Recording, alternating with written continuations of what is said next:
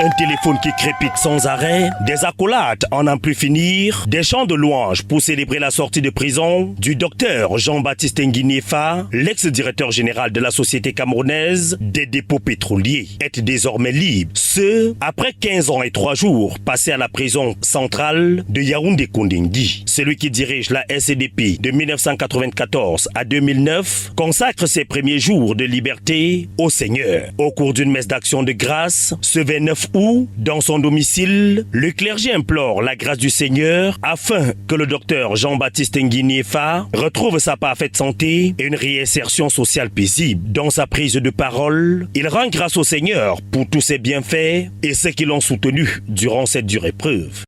Chers amis, je n'ai qu'un mot de remerciement. Remerciement d'abord à l'équipe de presse qui est venue célébrer cette manifestation de grâce qui coïncide effectivement avec la célébration du martyre de mon saint patron Jean-Baptiste. Jean-Baptiste, c'est l'agneau du sacrifice. Jean-Baptiste a payé, il a été décapité. Mais Jean-Baptiste, Saint Jean-Baptiste, n'est pas mort. Nous savons tous que Saint Jean-Baptiste a annoncé la venue du Sauveur. Sa parole est vivante. Il nous a montré la voie. Il nous a montré celui qui est venu pour sauver l'humanité et pour nous sauver tous. Je voudrais donc, à cette occasion, remercier donc pour tous qui êtes ici, tous ceux qui ne sont pas venus. Je voudrais vous remercier pour ces 15 années.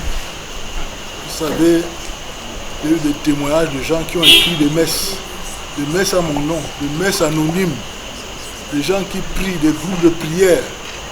J'ai été aidé par beaucoup d'entre vous, par des petits agents, par exemple la SCDP. J'ai eu beaucoup d'aide matérielle, financière, psychologique. Vous avez soutenu ma famille. Vous êtes tous là aujourd'hui.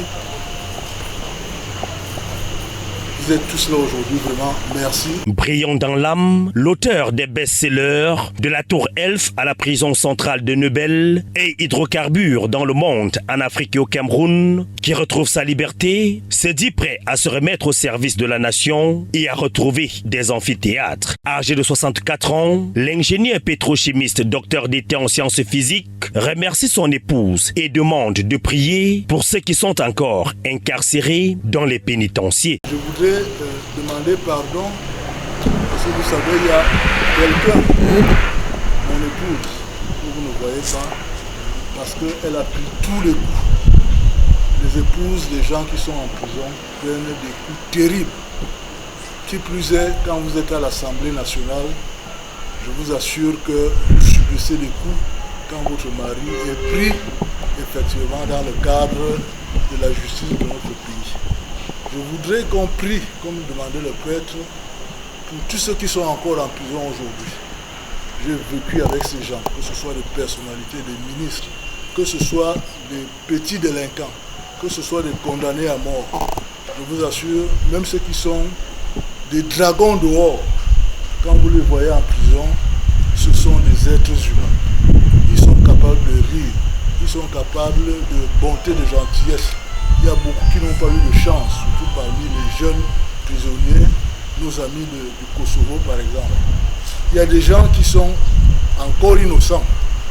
Tant que la Cour suprême, tant que la décision n'est pas définitive, vous pouvez toujours être innocenté. Donc on est présumé innocent jusqu'à ce que la justice, définitivement à la Cour suprême, prononce votre culpabilité.